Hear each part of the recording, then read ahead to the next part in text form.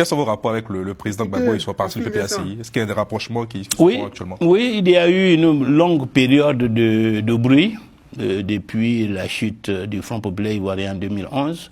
Mais ces dernières semaines, après le fameux appel que le président Laurent Gbagbo a lancé depuis Beaunois, il y a un rapprochement. Nous avons des contacts. Et juste avant ce déplacement en Europe, nous avons reçu une délégation du PPACI qui est venue nous proposer une plateforme de retrouvailles.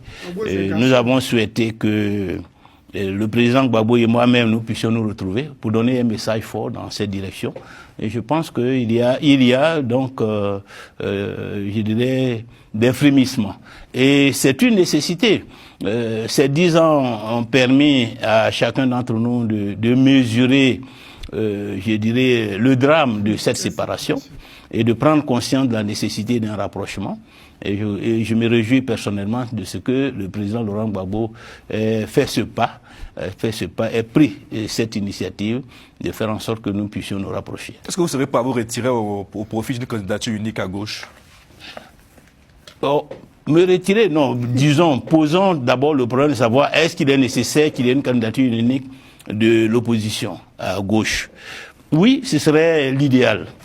L'idéal serait que entre PPACI, FPI, MGC, COGEP, qui appartiennent à la grande famille que nous connaissons, il y a un candidat unique. Ce serait l'idéal. Ce serait la meilleure formule pour aborder 2025.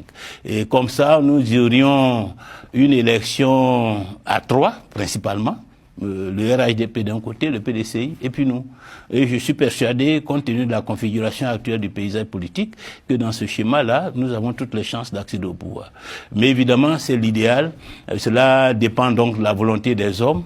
Et je suis persuadé que si nous décidons de le faire sur des bases objectives, sur des bases, je dirais, pratiquement scientifiques, bon, je peux dire que le candidat du Front populaire ivoirien devrait logiquement être le candidat de la gauche. Bon, ça, c'est vous qui le dites. Les primaires.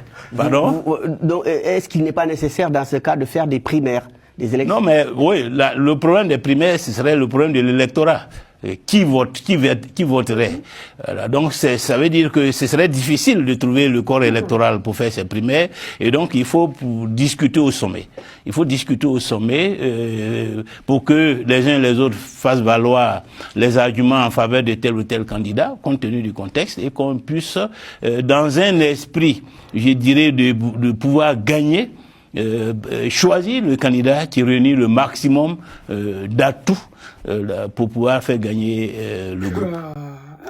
Les Ivoiriens, vous allez écouter Pascal Affi-N'Guessan, le traître par excellence. Celui-là qui avait enterré le guide président Laurent Gbagbo. Celui-là qui nous narguait en nous disant, nous autres, gore, Gbagbo ou rien, que on s'en va enterrer le corps de votre papa. Le fait de vous accrocher au cercueil ne va pas le ramener.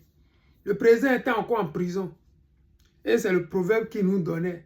Nous les gars là, on était des orphelins qui refusions de reconnaître la mort politique de notre père, le guide président Gbagbo Laurent. Quand Dieu fait les choses, je vous ai dit, Gbagbo Laurent, là, ce n'est pas pour rien que Dieu l'a choisi pour mener ce combat. Il a mené ce combat dans la clandestinité, aux côtés des leaders que vous connaissez. Le président Guy Gbagbo Laurent a permis à la Côte d'Ivoire et à l'Afrique d'obtenir le multipartisme.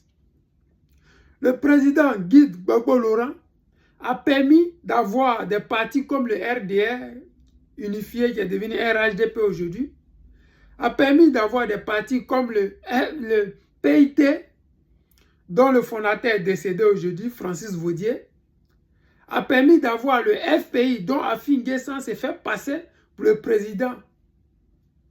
Il a permis d'avoir le PPACI que nous connaissons aujourd'hui. Le président Laurent Gbagbo, c'était un historien, mais qui est rentré dans l'histoire de la Côte d'Ivoire. Le président Laurent Gbagbo est quelqu'un qui n'a plus rien à prouver, ni à nous les Ivoiriens, ni à lui-même. Parce qu'il a déjà tout accompli. Pour un opposant, c'est d'arriver au pouvoir. Quand tu es au pouvoir, c'est de réaliser les projets que tu avais mis sur papier afin d'arriver au pouvoir.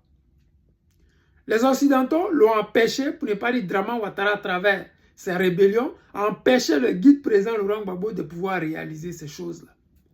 Aujourd'hui, le fait que le guide président Laurent Gbagbo tende la main au FPI, c'est une manière pour ressusciter le FPI qu'il a créé. Ce n'est pas pour toi Pascal Affi-N'Guessan qui le fait. C'est pour que le FPI, ce parti qui devrait être dans un musée de l'histoire de la Côte d'Ivoire, ce parti historique là, ne meurt pas comme le PIT est mort. Comme le RDR est mort, le guide président Laurent Gbagbo, il s'en fiche. Que toi tu viennes avec lui ou que tu ne viennes pas, c'est égal. Comme les gens le disent en Allemagne. Das mir égal. J'en ai rien à foutre. Mais le fait de savoir que ton bijou, ton joyau, ton instrument de lutte que tu as créé dans la souffrance, dans la douleur, dans l'emprisonnement, dans le mépris des partis au pouvoir, comme les gens comme les Alassane Draman Ouattara qui emprisonnaient les partisans du FPI et tous les leaders du FPI à l'époque. C'est pour ne pas que ce parti-là meure. Il a fait la même chose avec Feu Bédier, le B89 comme je l'appelais affectueusement.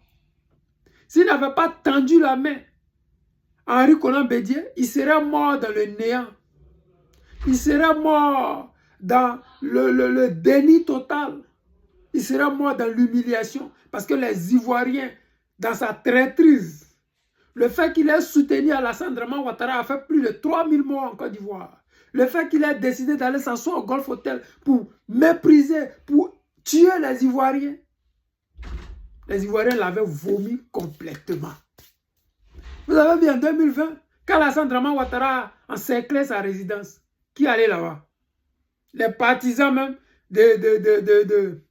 du PRCI RDA, ils ne sont même pas allés là-bas. Ceux qui sont prêts à affronter Ouattara, même avec les armes, c'est nous, les Gors. C'est nous, les Ivoiriens de souche. C'est nous là qui voulons un avenir meilleur. C'est nous là qui voulons que nos enfants, nos petits-enfants vivent mieux. C'est nous là qui vous affrontons. C'est nous qui sortons pour défendre cette démocratie. C'est nous là qui donnons notre poitrine pour cette libération. C'est nous qui nous sommes battus quand le guide président Laurent Gbagbo était en prison. C'est nous qui avons fait qu'aujourd'hui nous parlons encore d'une opposition en Côte d'Ivoire. Donc Affi-N'Guessan, reste tranquille.